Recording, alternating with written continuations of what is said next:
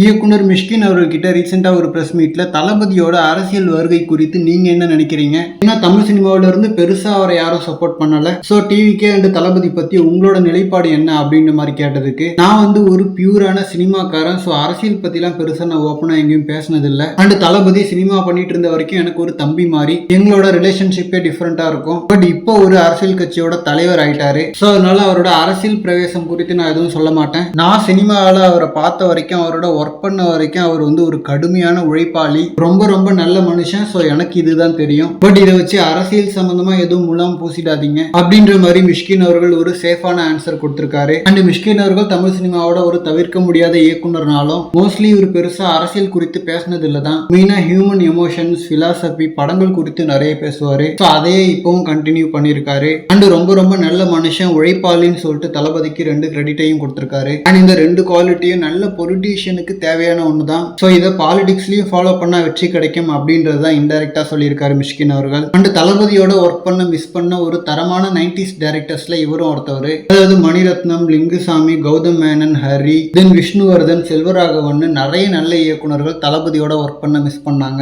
அதுலயும் இதுல நிறைய பேர் தளபதிக்கு கதை சொல்லியே மிஸ் பண்ணாங்க. அதுல மிஷ்கின் அவர்களும் ஒரு முக்கியமான இயக்குனர். ஏன்னா மிஷ்கின் அவர்களோட முதல் படமான சித்திரம் பேசுதடி தளபதிக்காக எழுதின ஒரு கதை தான். ஈவன் அந்த படம் மூலமா மிஷ்கின் அவர்களோட ஐடென்டிட்டியா மாறின நிறைய மேனரிசம் தளபதி கிட்ட இருந்து எடுத்ததுன்னு அவரே சொல்லியிருக்காரு. அதாவது மிஷ்கின் ஹீரோஸ் பாத்தீங்கன்னா ஃபைட்ஸ் அப்போ ஒரு மாதிரியா குனிஞ்சு நிப்பாங்க. அந்த ஒரு மேனரிசம் தளபதி வந்து டான்ஸ் ஆடுறதுக்கு முன்னாடி அந்த மாதிரி தான் நிப்பாரு. யூத் படத்துல அந்த மேனரிசம் பார்த்து பிடிச்சு போயிட்டு தான் அதை என்னோட ஹீரோஸ்க்கு நான் யூஸ் பண்ண ஆரம்பிச்சேன்னு மிஷ்கின் நிறைய இடங்கள்ல சொல்லியிருக்காரு. சோ மிஷ்கின் பண்ற படங்களோட ஸ்டைலுக்கு தளபதியோட இன்ஃபுளுன்ஸ் இருக்குன்றது ஆச்சரியம் தான். 2 பேரும் சேர்ந்து அஞ்சாதே துப்பறிவாளன் மாதிரி ஒரு படம் கொடுத்துருந்தா நல்லா இருந்திருக்கும். ஓகே ஃப்ரெண்ட்ஸ், இந்த மாதிரி தளபதி பத்தின ஹாட்டான அப்டேட்ஸ்க்கு நம்ம ஜெய் ஃபோர்ட் சேனலை சப்ஸ்கிரைப் பண்ணுங்க. தேங்க்யூ.